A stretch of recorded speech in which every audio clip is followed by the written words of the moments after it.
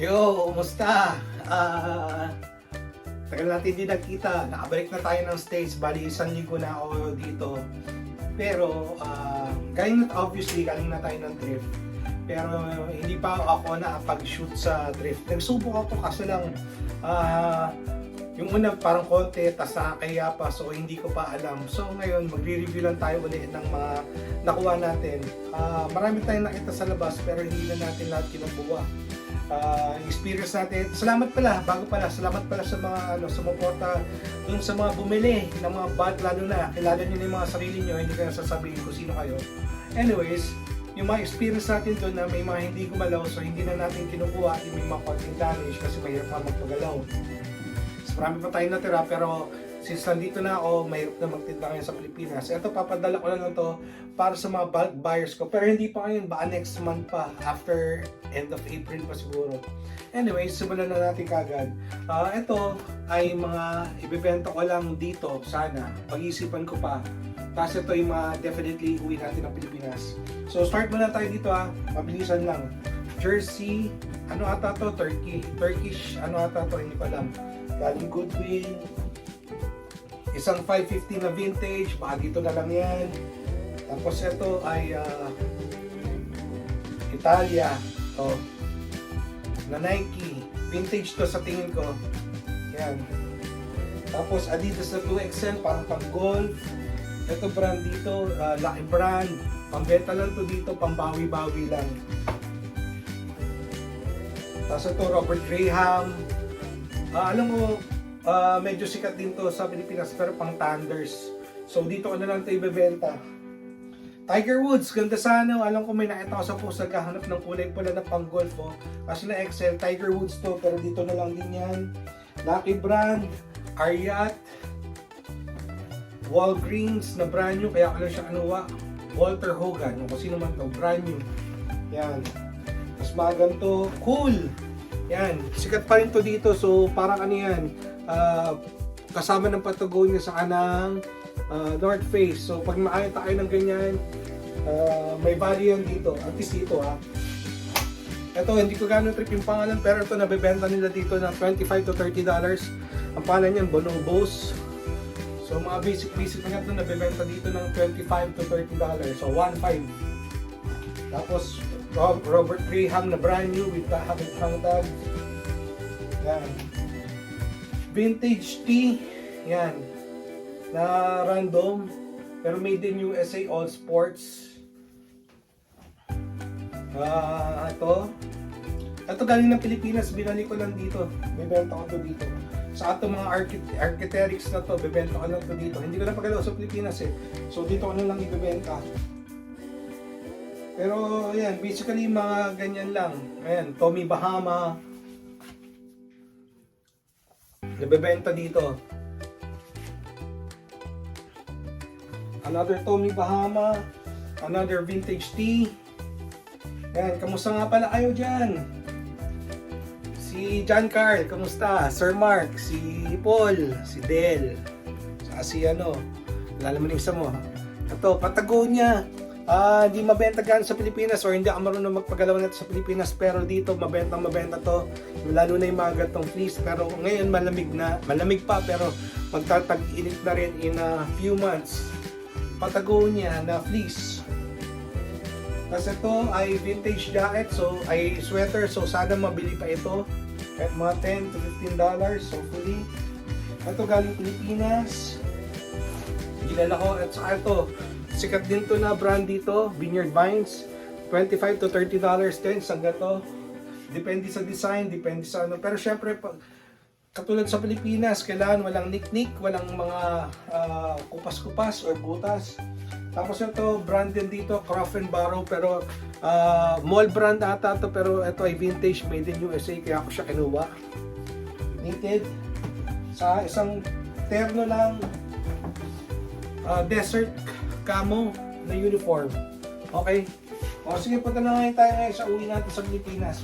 Unang-una, meron tayong tatlong Carhartt. So ito ay yung parang ayan. Alam niyo na, yung pang itim. Yung pero pinuha ko na rin kasi Carhartt pa rin.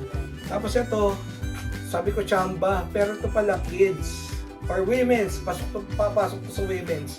Tapos ito regular na na beanie, adult. So baka gamitin ko muna ito dito habang malamig. Anyways, uwi ko rin to ng Pilipinas pag nagpadala ako. Ipapauwi ko pala, hindi pala ako mag-uwi. O, dito na tayo sa ating mga nakalimbat for this week. Isang linggo pa lang tayo. Actually, mga 6 days pa lang. 6 days pa lang. Dahil dumating tayo dito parang gabi na ng linggo. So, ito yung nakuha natin. Medyo konti. Marami sana. Kasi lang marami na akong iniwan. Kasi yung iba may mga damage or may mga tama-tama. Yung iba, big sizes. Big sizes, papas na rin muna ako. So, marami pa akong naiwan na Levi's sa Pilipinas, pero ito hindi ko maiwan. Isa 5'11", 32 by 29. So, NALD. Pero hindi, bebenta muna. Hindi muna ako magsisale kasi mga bagong dating to. So, around mga 1.3. Kung mababa pa rin ako compared sa iba kasi iba nagbebenta na ito 1.7, 1.8. Okay? Tapos meron tayong 569 na brand new. So, kung uso pa rin yung mga baggy, yung mga loose yan. Loose to. Okay, loose na Levi's na brand new. And then meron tayong Carhartt na 34 by 30 yata to, 36 by 30 38 ba? 38 by 30 pero carpenter pa rin. So kung gusto mag-suit ng loose, benta na lang. Hindi na siya kailangan patulan dahil may clay yung niya. Original pa naman yung ilalim niya. Okay? Simula tayo. Isang K87. Malamang size large or XL. Malamang size large. Hindi pa sila nasusukat so wala pa itong mga dimensions. Naninibago pa ako ngayon na ulit tayo mag-shoot after the almost 5, 6, 7, 8 months. Kasi tumigil ako nung last time eh. Diba? Na hindi ko natapos yung stay ko dito, pinutol ko yung vlog ko. Pero ito, start natin na parehas pa rin yung ating format. Baka sa susunod na mga episodes, doon lang tayo magbabago ng format o kung maglalabas tayo ng shorts o ng reels, hindi ko alam. Tapos ito, size medium, sweater with pocket tee. Ang ganda nito. Ang ganda nitong Carhartt na to. So, yeah. Size medium. Tapos, syempre kuha pa rin tayo. Marami ako nakitang Oakley pero yung iba, wala kayo may nick-nick. Tapos hindi ko ganing print type in design. So, marami pa ako natira ng Oakley sa Pilipinas. Pero marami rin na bawas dun. Yan, pipili lang tayo kung ano yung mga sa tingin natin fast moving. Okay? Sa walang damage talaga. Para wala nang mga At pa, isa pa, size medium to. Ganda na ito. Oakley again. Ganda. Sir, baka gusto mo din bumili ng Oakley. Yung isang, si Sir Arshad, hindi ko pa nangyari. Penguin na tee, hindi natin maiwan. Kahit hindi ka gumalaw yung mga penguin na mga t-shirts natin. Sige, bili lang tayo. Ito, isang polo shirt again na penguin. Basic. Walang tama sa collar. Basta may tama sa collar, iniiwan na rin natin. Color nito is siguro condition pala nito is maybe 9.7. Yan. Hindi siya signs of usage pero pwede pa naman. Pwede pang gamitin ng mga 10 beses. Tapos ito, itim pa naman. This one is a size large pero medyo heritage slim fit. Yan. So baka medium, baka 21, Sir George. Send ko sa yung link ng video para makita mo na meron tayong video at nandito na tayo sa stage. So yung mga kasi hindi naniniwala na pinipressure. Sabi parang akala, in my perception parang pinipressure ko na, sir, bili na kayo, paalis na ako ng bansa. Ngayon may mga nag-i-inquire kung may mga bago daw. Sabi ko, hindi yung ata naintindihan, wala na ako sa bansa. So magpapadala na lang ulit ako ng mga bago. Tapos kung maharap po kayo, walk-in lang muna, wala pang shipping dahil yung mga pinibili na ako doon hindi marunong mag-shipping or pwede lalamove siguro or basta walk-in ang preferred. Kasi ito, hindi tayo ganun kukuha ng mga, marami ako nakita ng mga long sleeve na penguin and RL sa pala nito, Lacoste, pero pinipili na rin natin. Ito, okay, kaya ko lang ito kinuha kasi steel price. Okay? May steel price tayo tapos may mga hindi. Ito, ganda rin na ito. Kaya ako inuwa. Long sleeve siya pero gray, basic. Ganda na ito. Size medium. So, Sir Peter ng Tayuman. Peter nga ba ang pangalan mo? Ito. Oh. Pero matagal pa ito dumating. April, May, June, July. Baka July pa ang mga datingan if ever. Mga July pa. Ito, another one. Ito marami tayong nakuha nito. So, ito talaga yung mga hinahabol ko. Tapos yung last time, hindi talaga ako nag-sale. Or at least mababa lang yung, hindi bagsak yung binigay ko nito. Mga penguin. Size medium. Kasi ito yung mahirap hanapin sa Pilipinas eh.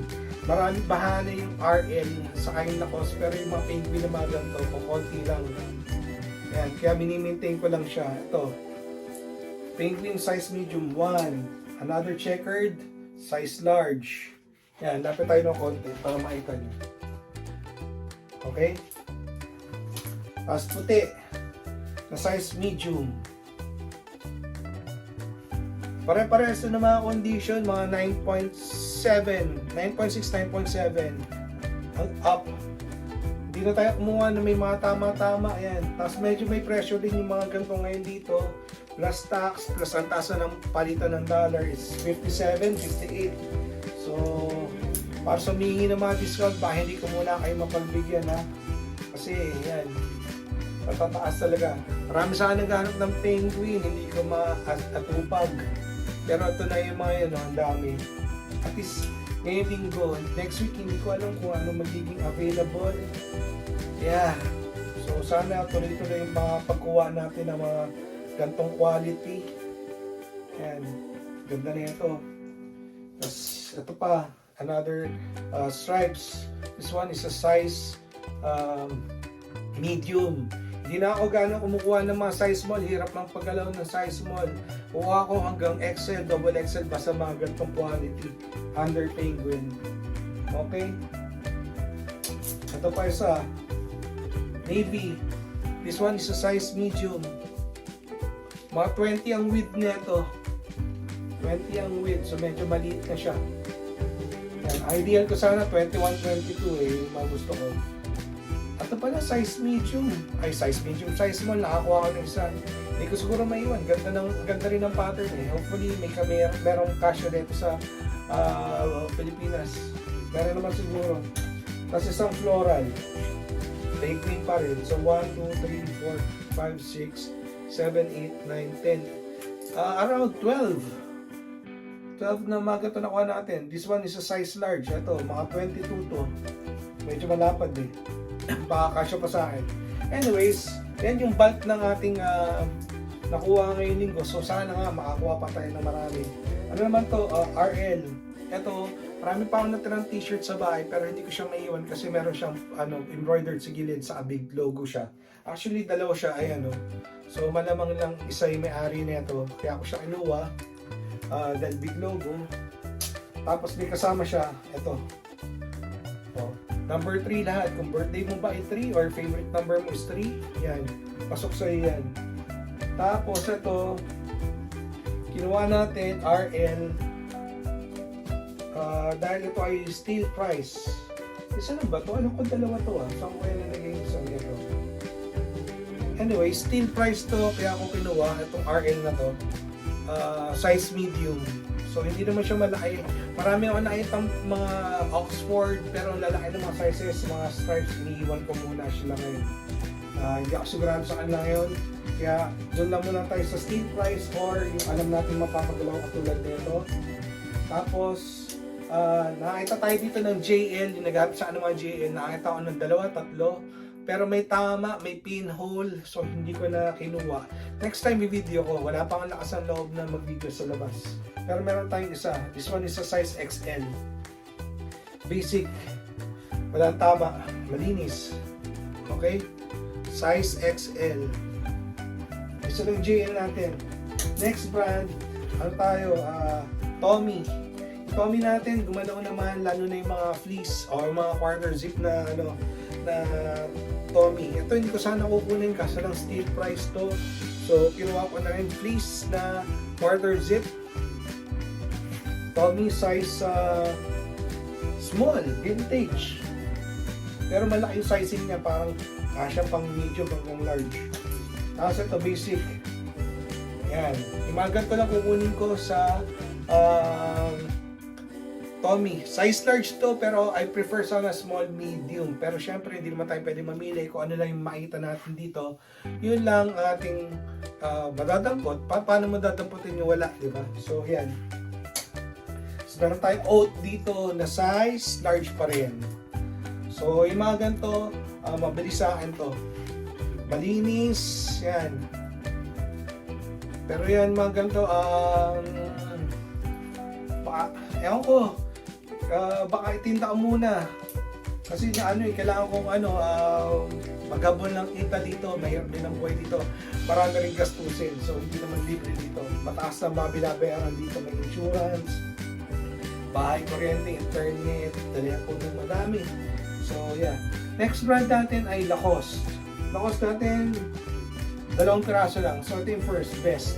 Size 5. Gusto ko sana size 3, size 4, but it's a size 5. What can we do?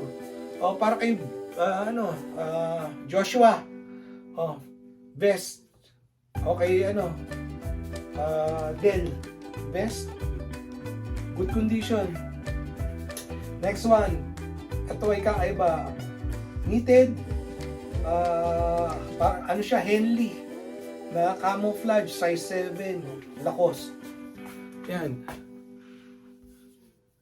Size 7. Ay, kay Sir Mark pala. Meron nang babalikan ng mga size 8 na mga Lacoste. So, hopefully makukuha ko kasi hindi pa sila naka-sale. Ang taas ng nila is around $13, which is around 700 pesos already. Sa ang taas, diba? Kaya tayo kikitahin doon. Papadala ko pa dyan. Ship pa. Tapos ito ay mga natira na. Meron tayong 1, 2, 3, 4, 5, 6 and surprise na quarter zip. Then alam mo na, marami ako nakita na quarter zip ngayon doon sa labas sa Wild, kaso lang hindi ko na kinuha lahat. Kinukuha ko na lang yung malinis, yung okay yung kulay, size large. Alam ko na exit pa ata ako dito, pero large na yung at the most na sana kukunin ko. Okay ako sa small saka sa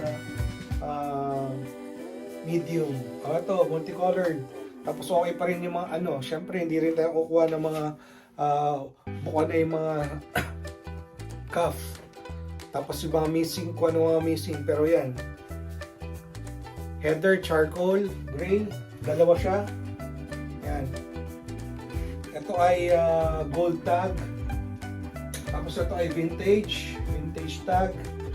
Ang niya, ang kanyang care tag ay ito pa, yung ganyan pa. Hindi pa yung marami at may QR. Pero rest assured, original yan. Okay pa naman.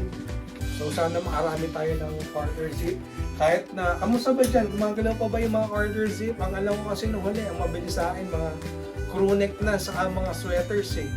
Not so much with marami pa natirang mga quarter zip doon na mga medyo funky yung colors. This one is a size small with QR. Alam na this. With QR, kompleto with hang tags to, malamang yan. Hang tags. Wash tags. So, yan. Tapos meron tayo isa na another grade medium. Tapos ang ganda rin ng pony niya. Anong color ng pony? Buo pa. Yan. Buong buo pa. Condition 9.8 maybe. Pero ito maganda itong isang to. Tapos meron tayo sa oat. Size large. Yan. Size large. So, mga 23 to siguro. Okay pa naman. And, nakita rin tayo ng mga Harrington sa labas. Kaso lang, ang taas sila magbenta.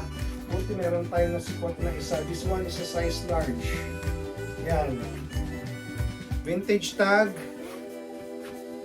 Yung luma pa. Tapos, pero kompleto naman siya. Kompleto yung mga botones. May one pocket sa loob, may botones, kompleto pa, malinis. So condition nito is Christian Albert ba? Kung type mo, maybe around 3K again, 3K plus. Okay. So, ilang episode natin. Nakahaba na pala tayo. 20 minutes ulit. Hopefully, makapag-shoot tayo sa labas. Tapos kung gusto niyo ng mga shorts, reels, para mabilisan lang, no? Tapos yung hindi panoramic pa ang tawag doon, naka-vertical. Gagawin din natin kung gusto nyo. So, ito lang. Yung ipon muna tayo ng mga ipapadala natin sa Pilipinas. Okay? Hanggang dito na naman. Salamat sa pagsama. Paalam!